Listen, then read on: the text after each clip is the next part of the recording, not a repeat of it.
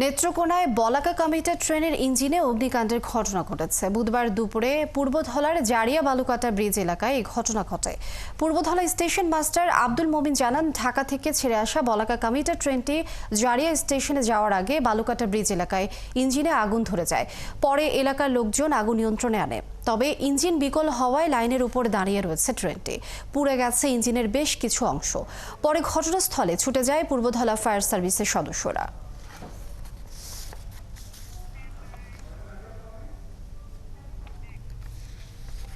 নেত্রকোনার পূর্বধলায় চলন্ত ট্রেনের ইঞ্জিনে আগুনের আরও তথ্য দর্শক আমরা জানবো। ঘটনাস্থলে আছেন সংবাদদাতা রাজেশ গৌর। এই মুহূর্তে তিনি যোগ দিচ্ছেন আমাদের সঙ্গে।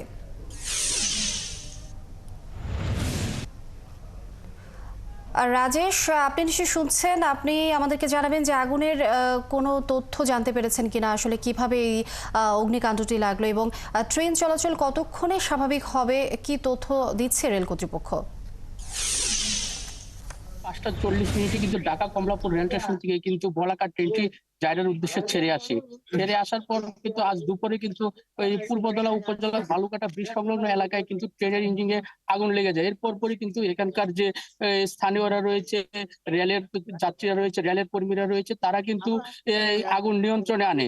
আগুন নিয়ন্ত্রণে আনার পর কিন্তু এখানে কোনো হতাহতের ঘটনা ঘটেনি। এখানকার স্থানীয়রা কিন্তু আসলে বিভিন্ন অভিযোগ করছে, এখানকার ট্রেন দীর্ঘদিন যাবত এখানকার ইঞ্জিন যে রয়েছে ট্রেনের সেটি পুরাতন। তো এখানকার একজন স্থানীয় রয়েছে, আমরা তার কাছে জানতে চাবো যে তাদের যে অভিযোগটা কি। ধন্যবাদ। আপনারা ৭১ টিভি থেকে পক্ষ থেকে আপনারা আসছেন। দীর্ঘদিন এই এলাকায় কোনো সাংবাদিক বা রিপোর্টার আমাদের এখানে আসেন না। এটা পূর্ব বাংলার শেষ লাইন। এই লাইনটা দীর্ঘদিন যাবৎ অবহেলিত। এটা একটা ইম্পর্টেন্ট স্টেশন জারিয়া। এটা 4টা থানার মানুষ এখানটা চলাফেরা করে। এই মানুষগুলা ময়মনসিংহ, ঢাকা, চট্টগ্রাম বিভিন্ন জায়গায় যাতায়াত করে এবং ব্যবসায়ীরাই বেশি করে। এখন এত বিপর্যস্ত, এই ট্রেনগুলা দীর্ঘদিন যাবৎ নষ্ট। এটা 71 সালের পরে থেকে কিছুদিন কয়েক বছর ভালো ছিল, কিন্তু এখন এগুলি তো বিকল হয়ে গেছে, নিয়ে বয়স হয়ে গেছে।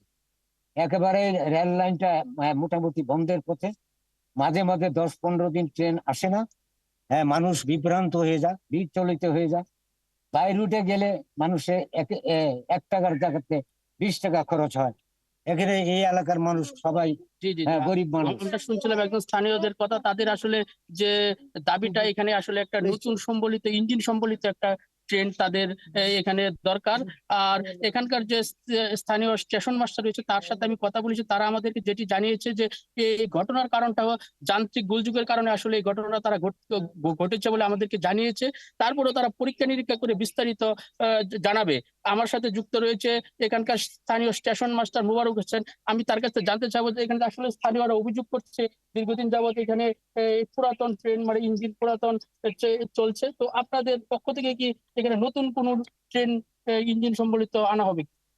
স্থানীয়দের যে দাবি দেওয়া সেগুলো আমরা আমাদের ঊর্ধ্বতন কর্তৃপক্ষকে অবহিত করব এবং সেই অনুযায়ী তাদের যে দাবি দেওয়া সেটা পূরণের জন্য আমরা ঊর্ধ্বতন কর্তৃপক্ষকে যথেষ্ট সোচ্চার হওয়ার জন্য আহ্বান জানাবো এবং তাদের কাছে পৌঁছে দিব তাদের দাবি দেওয়াগুলো। জি জি জি এখানে স্টেশন মাস্টার তাদের যে স্থানীয় যে দাবি সেটি তাদের যে উপরে কর্তৃপক্ষের নিকট জানাবে। এই ছিল সর্বশেষ নেত্রকোনা। রাজেশ গৌর, আমরা নিশ্চয়ই আরো তথ্য জানবো আপনার মাধ্যমে, আপনি যুক্ত থাকুন।